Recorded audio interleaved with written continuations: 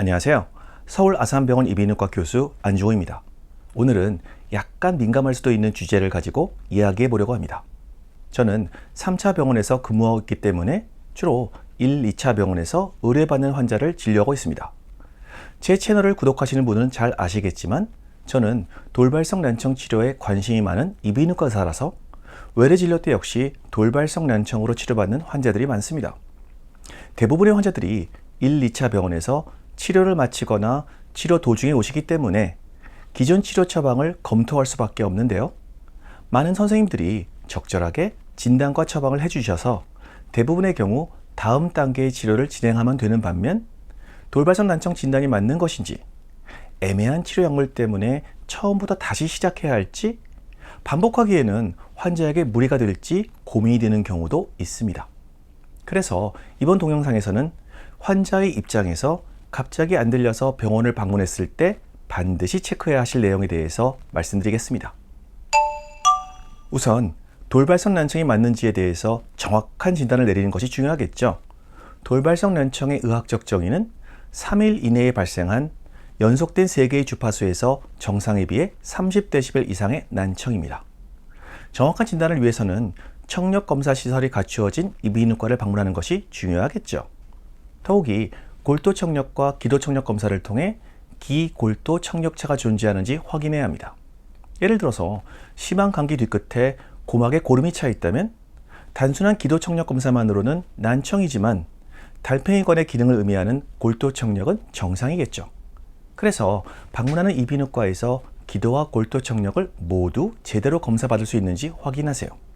또한 즉각적인 수술이나 처치가 필요한 돌발성 난청인지도 확인해야 합니다.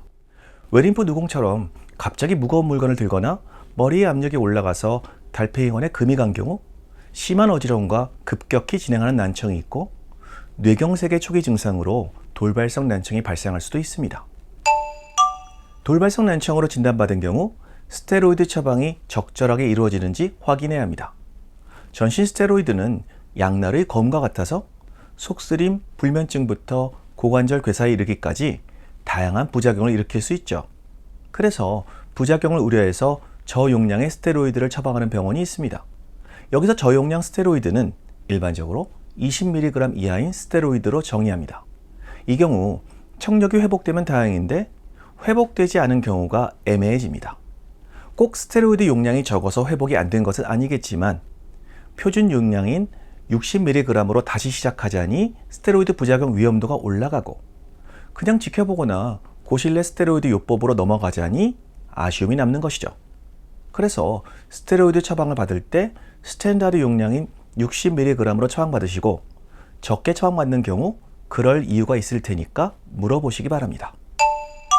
저도 전공의 시절에는 오전과 오후에 나누어서 스테로이드를 처방하는 것이 정답으로 알고 있었습니다만 이후 국제학회를 다니고 다양한 연구 결과들을 참고하고 제 경험이 쌓이다 보니 하루 한 번 아침에 스테로이드 펄스 투약이 정답이라는 결론에 이르렀습니다. 사람 체내의 글루코코티코드 용량은 아침에 가장 높은 농도에 이르며 여기에 더해 스테로이드 펄스 투약으로 단시간 내에 스테로이드 혈중 농도를 극상승시켜 치료하는 것이죠. 이미 많은 논문에서 스테로이드 오전 투약이 효과적이라는 결과를 보고하고 있습니다. 아침 한 번 스테로이드 펄스 치료로 스테로이드를 처방하는지 확인하세요.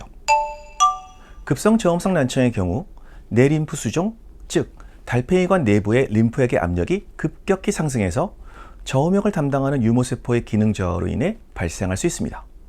이 경우 다른 종류의 돌발성 난청에 비해 좋아질 가능성이 높은데요. 이소바이드나 다이크로직 같은 이뇨제를 같이 사용하면 치료 효과가 높아질 수 있습니다. 그래서 본인의 난청이 주로 귀가 꽉 막힌 듯한 급성 저음성 난청인지 확인하고 이러한 이뇨제를 같이 처방받는 것이 좋습니다.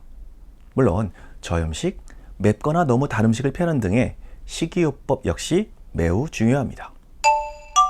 고막을 통해 달팽이관에 직접 스테로이드를 스며들게 해서 치료하는 고실내 스테로이드 치료는 특히 스테로이드로 인해 급격한 혈당 상승이 걱정되는 당뇨병 환자에게 사용할 수 있는 치료 방법입니다. 또한 전신 스테로이드 1차 치료가 효과가 없을 때 전신 스테로이드를 다시 사용할 때 생기는 부작용 없이 안전하게 2차로 시행할 수 있는 치료 방법이기도 합니다. 그래서 연속성을 가지고 돌발성 난청을 치료받기 위해서는 치료받는 병원에서 이러한 고신뢰 스테로이드 치료를 받을 수 있는지 확인하는 것이 좋습니다. 현재 국제적으로 공인되고 있는 돌발성 난청의 치료는 3가지입니다. 난청 발생 2주 이내에 전신 스테로이드 치료, 4주 이내에 고압산소 치료, 그리고 6주 이내에 고신뢰 스테로이드 치료입니다.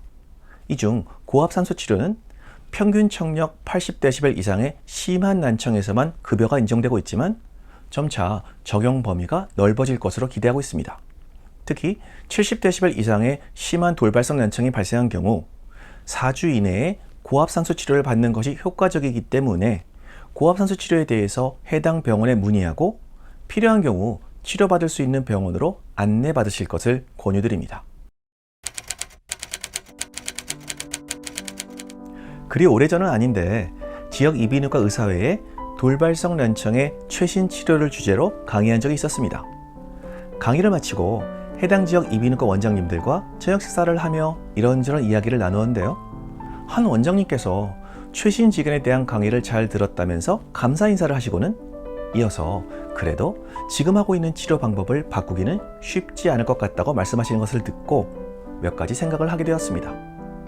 오래전 전공의 수련 과정에서 배웠고 이후 수십 년간 특별한 문제 없이 해오던 치료 방법을 하루아침에 바꾸는 것이 쉽지 않음은 충분히 이해합니다. 그렇지만 새로운 치료제의 개발, 효과적인 치료 방법의 도입에는 절대 주저하거나 부정적으로 평가하지 않았으면 좋겠습니다. 물론 저같이 3차 병원이나 대학병원에서 근무하는 사람들은 연구 논문과 다양한 강의들을 통해 현재 가장 최신의 치료 방법을 설명하고 이해시켜 드려야 하는 책임이 있고 환자들도 본인이 받는 치료가 적절한지를 잘 판단해서 현 시점에서 가장 최선의 치료를 선택할 수 있는 권리를 누려야 합니다. 감사합니다. 건강하고 잘 듣는 하루 되세요.